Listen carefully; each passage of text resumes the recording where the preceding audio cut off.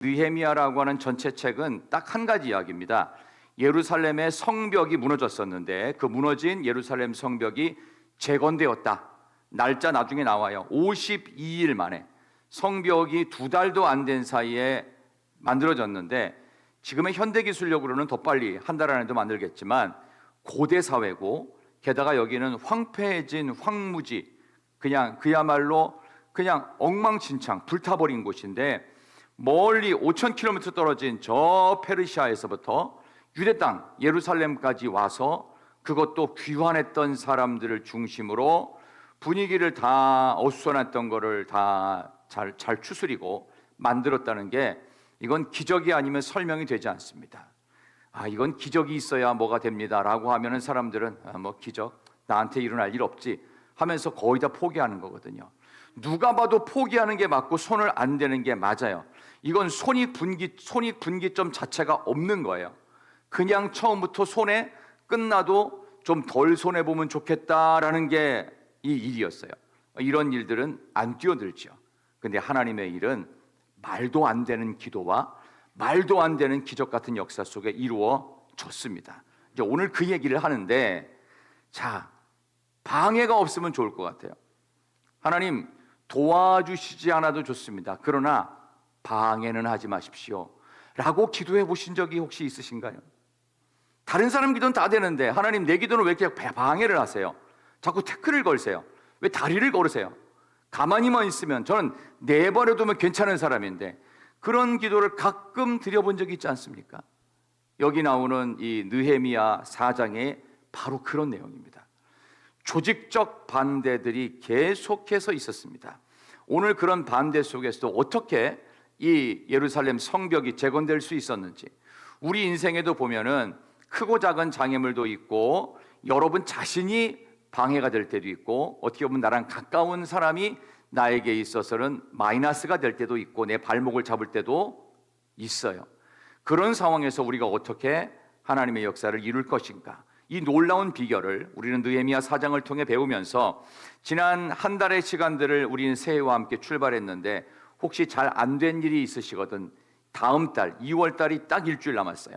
2월 달을 준비하는 마음에서 이런 많은 방해 속에, 특별히 조직적인 방해, 가장 가까운 사람들의 방해, 이런 어려움이 있을 때 이것을 어떻게 이겨낼 것인가, 오늘 느헤미야가 보여준 영적 원칙 3가지를 마음에 붙드시기를 바랍니다. 한번 따라하겠습니다.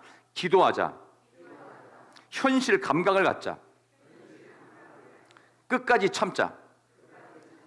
기도하자, 현실 감각, 기도, 현실 감각, 그 다음에 끝까지 인내하는 겁니다. 자, 이 3가지를 말씀드릴게요. 먼저 기도하는데, 이 기도는 그냥 기도가 아닙니다. 부르짖는 기도입니다. 오늘 본문 1절에서 5절 볼까요? 자, 1절부터 5절까지 한번 같이 읽어보겠습니다. 4장 1절에서 5절입니다. 산발랏이 시작. 크게 분노하여 유다 사람들을 비웃으며 자기 형제들과 사마리아 군대 앞에서 일러 말하되, 이 미약한 유다 사람들이 하는 일이 무엇인가? 스스로 견고하게 하려는가? 제사를 드리려는가? 하루의 일을 마치려는가? 불탄 돌을 흙 무더기에서 다시 일으키려는가? 하고 암몬 사람 도비아는 곁에 있다가 이르되, 그들이 건축하는 돌 성벽은 여우가 올라가도 곧 무너지리라 하더라. 우리 하나님이여 들으시옵소서. 우리가 업신여김을 당하나이다. 원하건대 그들이 욕하는 것을 자기들의 머리에 돌리사 노략거리가 되어 이방에 사로잡히게 하시고, 주 앞에서 그들의 악을 덮어두지 마시며 그들의 죄를 도말하지 마옵소서. 그들이 건축하는 자 앞에서 주를 노하시게 하였음이니이다 하고. 아멘. 1, 2, 3절에 보면은 조직적 반대가 있었죠. 산발랏, 도비야, 게셈, 이 3사람들이 아주 비웃고 깔보고, 그리고 마음을 흔들기 위해서 엉뚱한 이야기를 자꾸 합니다. 이전에도 보면은 하는 일이 무엇인가? 스스로 견고하게 할 거야? 제사 드릴 거야? 하루의 일을 마치려고 해? 웃기고 있네. 불탄 돌을 흙더미에서 다시 일으킨다고? 말도 안 되는 하는, 계속해서 비웃고 깔보고 경멸하고 있어요. 이렇게 부정적인 말잔치를 하면서 사람들의 사기를 확 떨어뜨리고 있어요. 우리가 약한 게 뭐냐면요, 다 좋은데 한 번 나쁜 말을 들으면 지나갈 수 있어요. 두 번 들어도 지나갈 만해요. 한 세 번, 네 번 들으면 흔들려요. 똑같은 나쁜 말을 한 10번쯤 들어봐요. 그럼 여러분 어떨 것 같아요? 하면 안 되나? 이런 생각이 듭니다.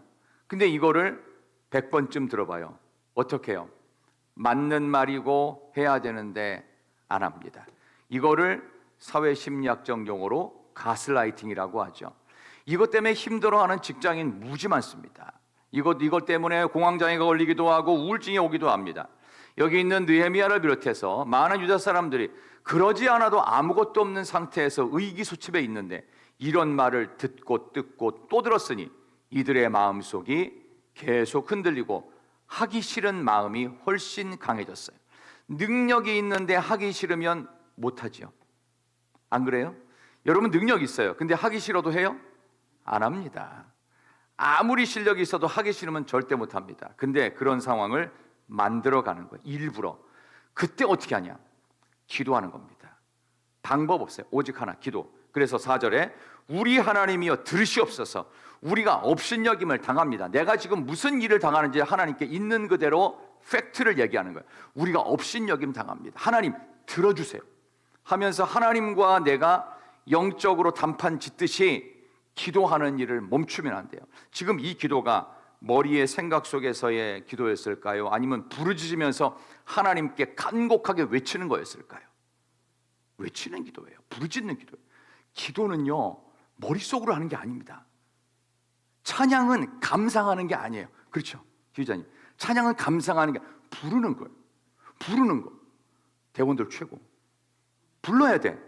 앉아있는 사람은 화음이 맞느니 안 맞느니, 왜 저분은 화장을 저렇게 했느니, 그런 생각을 하면 안 된다니까.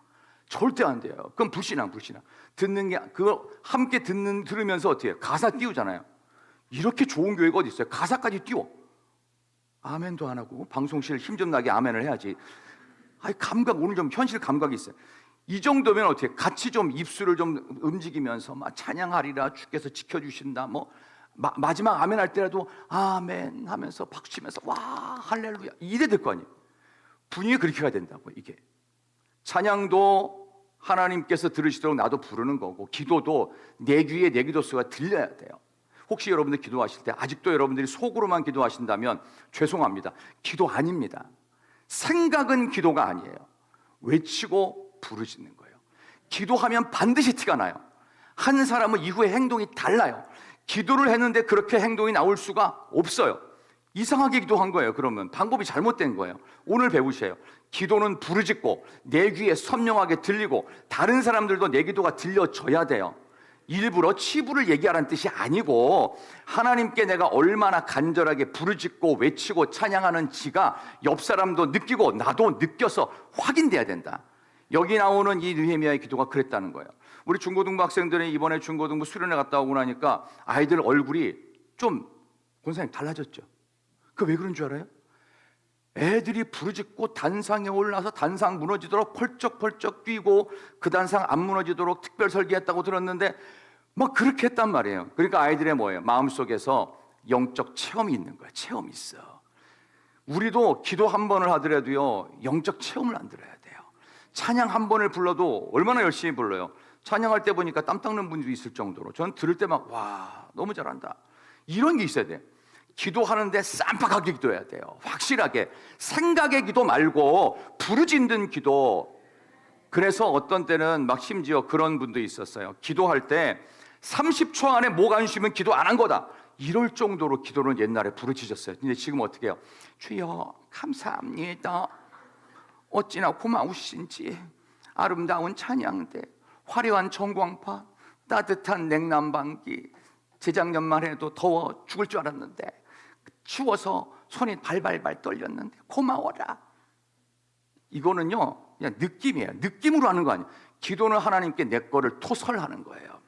부르짖어 기도했어요. 왜? 이거 못하면 어떻게 해요? 느헤미야도 본국으로 들어가 버려야 돼요. 왜? 임무수행 불가. 왜? 느헤미야는 여기에 페르시아가 파견한 총독이란 말이에요. 기도할 때 뜨겁게 확실하게 부르짖어. 제발 생각과 상념 속에 기도하지 마세요. 관념이 기도가 아닙니다. 내 입술이 밖으로 나와야 됩니다. 한국교회 주신 최고의 영성은 주여 삼창입니다. 주여, 주여. 이 주여 이거 한번 그 부르짖는 거 보면요, 부교역자들이 어느 정도 영성인지 저는 느껴요. 달라요. 기도해 본 사람과 기도 안 한 사람은 근본이 달라요. 근본이 달라. 설교가 다르다니까요. 완전히 달라요. 그러니까 여러분들도 그걸 들으시면서 느끼실 겁니다. 그 정도로 이들은 끊임없이 하나님께 부르짖는 기도 영성으로 이 어려움을 돌파했어요. 혹시 여러분들 심리적으로 위축돼서 내가 공황장애가 있다, 우울증이 있다, 조금 좀 신경정신과적으로 조금 마음이 위축되신 분들이 있잖아요. 통성기도 한 달만 한번 해보세요. 예언컨대 다 낫습니다. 안 하니까 안 낫는 거예요. 이거 아멘 조그맣게 하잖아요. 아멘. 마지못해 예의 차리느라고. 다시 한번, 우리가 부르짖어 기도할 때 하나님께서 우리의 모든 것을 회복시키실 줄로 믿습니다. 그래야 돼요. 아멘도 좀 목이 쉬어 터져라 해야지. 그러니까 중고등부 애들 쉬어 터지라고. 누구야? 박관호 선생님 목이 좀 쉬었던데? 보니까 그 정도는 해야 된다니까요. 그 정도는 해야 돼. 이게 뭔가 그렇게 와야 돼요. 24년 전에 한국에 히딩크라는 네덜란드 사람이 왔습니다. 근데 그 아저씨가 와가지고 뭐 했냐? 우리나라 축구를 전 세계 4강 피파 랭킹을 확 올려버렸어요. 그때 한국이 피파 랭킹 17위인가 그랬어요. 10등, 10위권, 그러니까 20위권 안에 들어가잖아요. 그럼 전 세계에서 축구의 강국입니다. 어마어마하게 축구를 잘했어요. 그때 히딩크가 와서 많은 사람들에게 웃음과 조롱을 샀습니다. 여기 산발라 도비아 게셈하고 똑같았어요. 그러면서 실력이 안 되는데도 불구하고 계속해서 우리는 할 수 있다. 평가전에서 프랑스에 5대 빵으로 졌어요. 히딩크 별명 처음에 5대 빵. 5대 빵 히딩크. 5대 빵이래. 우리나라 사람 0이라고도 안 해. 5대 빵이래. 어쨌든 그랬어요. 근데도 불구하고 강팀하고만 붙는 거예요. 약체하고 붙어서 좀 사기 진작을 올릴 만도 한데 히딩크는 이상하게 센 팀하고만 붙여서 계속 지게 만들었어요. 이게 자존심 상하게 하려고 작정했나 싶었는데 그게 아니었어요. 나중에 우리가 한 번도 생각해 보지 못한 처음 듣는 말을 히딩크가 있습니다. 이게 한국 축구 발전에 결정적인 역할을 했어요. 우리 한국 선수들 유럽이나 남미 선수에 비해서 기술이 테크닉이 딸리지 않습니다. 우리나라 축구는 그 당시만 해도 기술과 테크닉이 안 된다고 생각했어요. 우리는 기술과 테크닉은 남미나 유럽 선수 못지않게 뛰어납니다. 단 체력이 떨어집니다. 그래서 와가지고 뭐 했는 줄 아세요? 계속 트레이닝했어요. 웨이트 트레이닝. 그러니까 축구는 안 하고 계속 바벨 들었다 놨다 뭐 계속 달리기 하면서 기본기만 했다고요. 나중에 감독한테 도대체 연습을 언제 하냐고, 킥 연습도 하고 세트피스 연습도 하고 뭐 이래야 된다. 그거 안 시켰단 말이에요. 계속 죽어라 달리기 시키고 죽어라 운동시키면서 근육 만들고 도대체 언제까지 이럴래나 하면서 그 당시 한국 여론이 되게 안 좋았어요. 근데 나중에 보세요.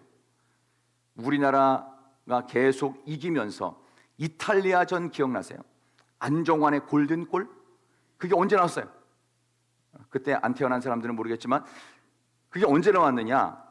후반전 끝나고 연장 후반을 시작해서 얼마 있다 골든골로 머리로 딱 하면서 반지 키스 딱 하면서 갔죠. 아직도 모르세요? 그거 느낌. 그때 심판들의 모습도 깜짝 놀랐지만 우리나라 그 중계진들이 이렇게 얘기했어요. 히딩크가 했던 말 똑같이 했어요. 우리는 후반전으로 가고 연장으로 가면 더 이길 확률이 높아집니다. 우리나라 선수의 체력이 최고다. 이 정도로 했어요. 그러니까 체력 때문에 이긴 거예요. 그거는 마지막까지 체력으로. 그러니까 우리의 영적 체력이 뭐예요? 기도. 부르짖는 기도. 부르짖는 기도 있으면요 심리학적 질병 없습니다. 부르짖어 기도 안 하고 교양으로 기도. 하나님 죽을 것 같아 살려주시오. 좋은 말 할 때 살려주세요. 안 그러면 안 나올 거야. 뭐 이러면서 그렇게 기도하지 말고 제발 좀 부르짖어서 영적으로 이겨낼 수 있는 그런 부르짖는 기도의 주인공. 그래서 승리하는 우리 모두 될 수 있기를 진심으로 축원합니다. 다윗이 굴에 갇혔습니다. 굴에 갇혔다는 것은 뭔 얘기냐? 카페에 들어간 게 아니에요. 공간에 들어간 그 굴은 내 인생 최악의 상황에 들어갔어요. 근데 거기서 무슨 기도를 하느냐? 시편 57편 7절 하나님이여 내 마음이 확정되었고 확정되었사오니. 야, 굴에 들어가가지고 언제 죽을지 모르는 녀석이 내 마음이 확정되었고 내가 노래하고 찬송하겠다. 새벽을 깨우겠대요. 나는 계속 기도하겠다는 거예요. 야, 이런 다윗이 있었기 때문에 그는 어떤 상황에서도 흔들림이 없었어요. 누가 뭐라고 하든 하나님이 내게 주신 것에 확신을 갖고 부르짖어 기도하여 심리학적 모든 질병 그까짓 아무것도 아닙니다. 질문할게요. 하나님이 세요, 병이 세요? 하나님이 세요, 병이 세요? 하나님이 세요. 근데 병 왜 걸린 거예요? 본인의 잘못입니다. 먹지 말라는 거 많이 먹었겠죠.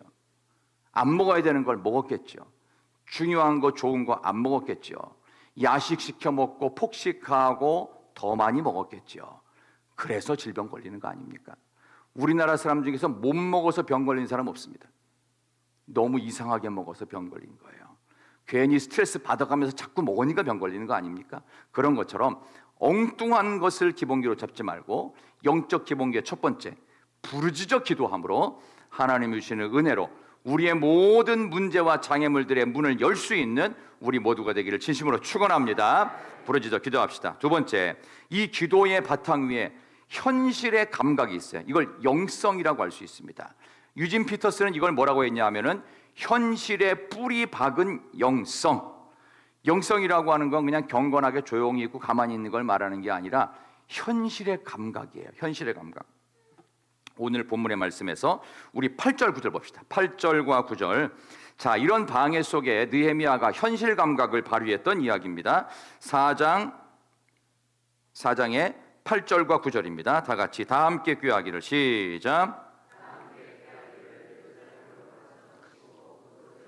요란하게 하자 하기로 우리가 우리 하나님께 기도하며 그들로 말미암아 파수꾼을 두어 주야로 방비하는데 아멘. 다 함께 올라가자는 얘기는 뭐냐면 방해하는 세력들이 조직적으로 전부 다 올라와서 성벽 건축하는 현장에 와서 안 좋은 말도 하고 욕도 하고 뭐 이래저래 뭐 돌도 던져보고 이래서 건축 현장을 난장판 만들어 놓자는 얘기예요. 그러니까 어떻게 했어요? 현실 감각을 발휘해서 9절에 하나님께 우리가 기도하고 플러스 알파 뭐예요? 파수꾼을 두어 주야로 방비했다. 파수꾼은요, 전쟁에서 상황, 동태를 살피는 사람들입니다. 전쟁을 불사한 마음으로 파수꾼 세워서 저들이 방해하는 세력들이 온다 하면 뭐예요? 지금 성 건축하는 거 잠깐 멈추고 그들을 와 싸우는 거예요. 그리고 또다시 집 짓고 성벽 짓고 이렇게 한다는 걸 말합니다. 이런 식으로 현실적인 감각에 있어서도 떨어지지 않았다는 뜻입니다. 기도했을 때 통찰력과 확신과 능력을 주시는 그 하나님 의지하고서 즉시 무장하고서 나가서 싸운 겁니다. 그러므로 여러분 숨지 말고 현장 속으로 투입돼야 됩니다. 사람이 등불을 켜서 말 아래 두지 아니하고 등경 위에 둔다고 마태복음 5장에서 기록했습니다. 왜 등경 위에 둘까요? 그것은 많은 사람들에게 비추기 위해서입니다. 숨으면 안 됩니다. 내가 그 현장 속에 들어가야 되는 겁니다. 목회자 설교 세미나에 어떤 목사님들이 한 분이 조금 얼굴 표정이 불편한 모습으로 강의를 듣고 있다가 앞에서 강의하는 교수님한테 이렇게 질문했어요. 교수님, 설교 잘하는 방법론이 뭐 중요합니까? 그냥 성경 알고 기도 열심히 해가지고 그러면 충분한 거 아니겠습니까? 라고 하면서 어떤 목사님이 가르치는 교수님한테 반박을 했어요. 그랬더니 그 교수님이 편안한 마음으로 그렇죠. 목사님들 얼마나 설교도 많이 하시고 기도 많이 하시겠습니까? 맞죠. 그렇게 기도하시고 말씀 준비하시는 설교를 우리 교회 성도님들이 굉장히 은혜롭게 잘 들으시겠어요? 라고 이렇게 거꾸로 물어봤어요. 그러니까 이 목사님이 얼굴이 더 불편해져서 얘기하는, 아니 글쎄 우리 성도들은 영성이 너무 부족해서 내 설교는 잘 안 듣고 맨날 졸고만 있다고. 나도 여기 오기 싫은데 누군가 가라고 하도 옆에서 보내는 바람에 나 억지로 왔다고. 아마 이 교회 목사님의 설교는 아마 틀린 말은 아닐 텐데 아마 성도들을 좀 졸리게 하지 않았을까라는 생각이 듭니다. 이 말씀을 왜 드리냐? 현실에 대한 종합적 감각이 있어야 돼요. 말씀을 준비하려면 기도도 있어야 되지만 독서도 해야 되고 묵상도 해야 되고 사람도 만나야 되고 문화도 알아야 되고 정치 경제도 다 알아야 되고 리서치도 해야 되고 이런 것들을 두루두루 알아요. 두루두루. 물론 저도 다 알지는 못합니다. 그러나 나름대로 알려고 노력하고, 저는 제 설교에 대해서 좋은 점수를 주지는 않습니다. 늘 자신이 없어요. 늘 자신이 없어요.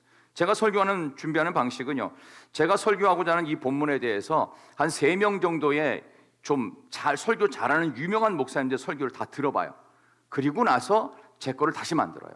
내용을 모르진 않아요. 근데 이거를 어떻게 설교했는지에 대해서 현실적 감각을 떨어뜨리지 않기 위해서 이렇게 설교 준비를 하고 있습니다. 오늘 이 내용은 느헤미야가 지금 성벽만 짓는 게 아니라 지금 닥쳐오는 이 어려움 속에서 당장 지금 방해 세력이 와서 성벽 건축 못하게 생겼잖아요. 그러니까 어떻게 해요? 무기를 하나씩 들어 올린 거예요. 무기를 들고 했다는 게 뒤에 쭉 나와요. 성전도 짓지만 무기도 들면서 동시에 두 가지를 같이 하는 겁니다. 세상을 비추어 나가는 것처럼 백성들을 느헤미야는 떠나지 않았으며 한 손에 병기를 잡았다는 이야기가 23절 나오는데 한번 볼까요? 23절, 4장 23절 다 같이 읽습니다. 나나 내 형제들이나 23절 시작. 나를 따라 파수하는 사람들이나 우리가 다 우리의 옷을 벗지 아니하였으며 물을 기르러 갈 때에도 각각 병기를 잡았느니라. 아멘. 그렇죠. 물 먹으러 갈 때도 손에 무기를 들고 갈 정도로 언제 어떤 상황에서 닥칠지 모르는 외부적인 침입과 어려움에 대해서 항상 감각적으로 살아있다는 겁니다. 이 두 번째 부분, 부르짖는 기도도 있어야지만 두 번째는요, 현실 감각, 현실의 뿌리박은 영성이 있어야 됩니다. 이 정말 중요한 부분이라고 할 수 있습니다. 조선시대 선조 임금이 외구의 침입이 있을 때 백성들을 버려두고 저기 신의주까지 도망갔어요. 이런 분이 사실 왕의 자격이 있다고 말하기가 어려울 것입니다. 그러나 우리나라가 당장 어려워진다고 했을 때 제일 먼저 여러분은 어떤 생각을 하십니까? 우리나라가 정말 어려워져서, 너무 어려워져서 힘들어지면 여러분 어떤 생각하세요? 혹시 여러분 조금 아는 사람이 있고 여유가 있으면 빨리 외국으로 가버려야지, 혹시 이런 생각을 한순간이라도 하신다면 선조 임금 욕할 자격이 없는 겁니다. 느헤미야는 이렇게 조직적인 방해 세력들이 몰려오는 중에도 거기를 안 떠났습니다. 소임을 끝까지 다합니다. 이스라엘의 에브라임 지파가 딱 이 꼴이었습니다. 우리는 항상 강하다, 우리는 영토도 넓고 우리는 사람도 2배 이상 많다고 에브라임 지파는 늘 떵떵거리고 자랑했는데, 정말 중요한 것은 이 에브라임 지파가, 이렇게 큰 지파가 전쟁의 날에 도망치고 물러갔습니다. 그러다 에브라임 지파 망했습니다. 에브라임 지파가 북이스라엘을 대표하는 가장 큰 지파였어요. 그런데 에브라임 지파의 이 안일하고 무책임한 모습 때문에 북이스라엘은 아수르에 의해서 영원히 없어집니다. 아시죠? 그래서 사마리아인이라고 하는 피 섞인 혼혈이 생기는 거예요.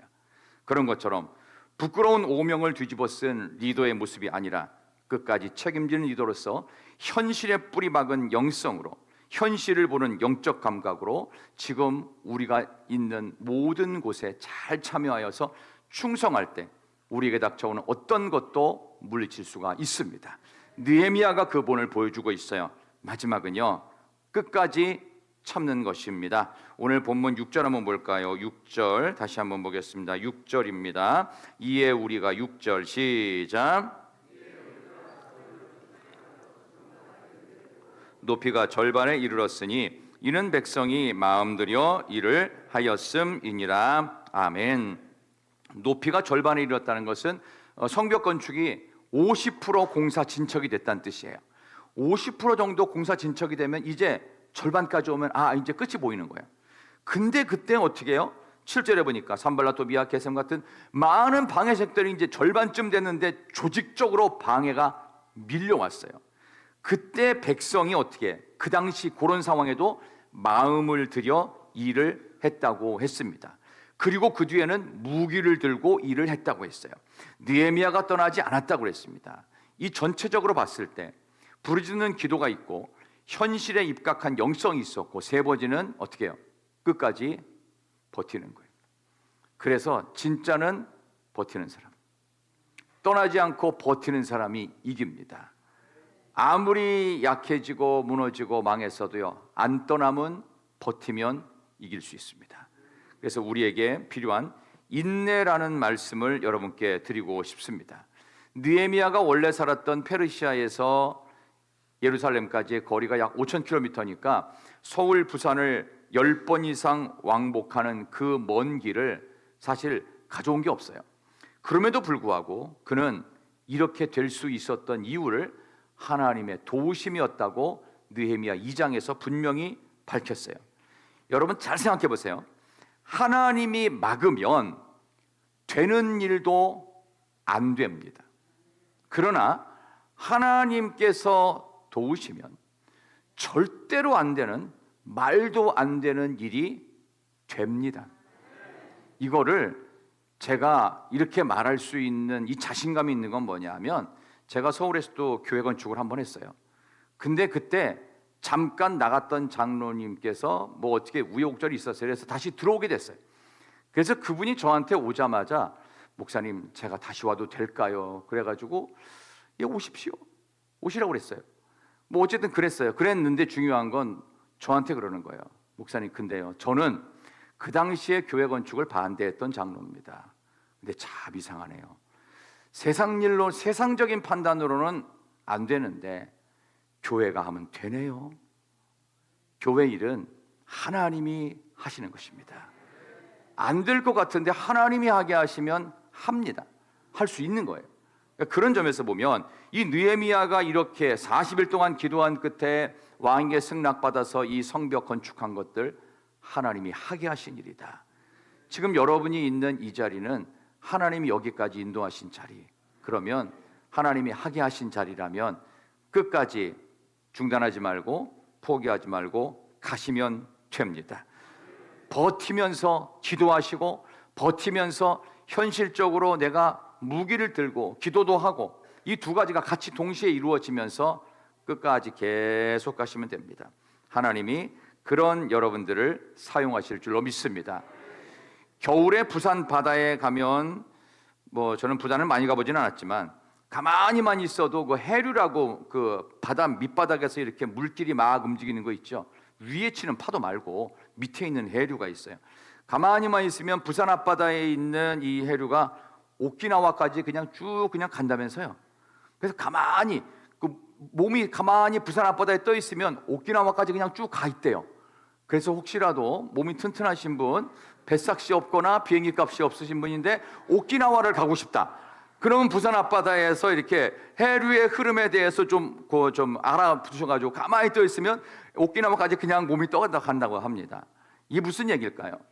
하나님의 은혜가 있고 흐름이, 영적인 흐름이 있는 곳에 가만히만 있으면, 버티기만 하면 하나님이 그렇게 하게 하신다. 오늘 이 느헤미야의 이야기를 우리에게 주시면서 하나님은 끊임없이 선을 행하되 낙심하지 말지니 포기하지 아니하면 때가 이름에 거두리라. 여러분 연초에 이제 기도하셨던 제목들 벌써 3주, 4주째 기도하실 텐데 안 될 것 같은데, 이렇게 했는데 기도 제목, 기도가 응답이 안 되는 것 같아. 포기하지 마십시오. 중단하지 마십시오. 포기하지 않고 계속해서 하면 하나님이 어떤 식으로든 응답하실 줄로 믿습니다. 삶에 많은 반대와 난관이 있습니다. 그러나 믿음 갖고 나가면 반드시 이깁니다. 이제 2026년의 새 한 달을 이제 지내 보시면서 반대가 있고 어려움이 있고 걸림돌이 있었을 때라도 여러분들 부르짖고 기도하는 영성으로 다시 한번 일어나셔야 됩니다.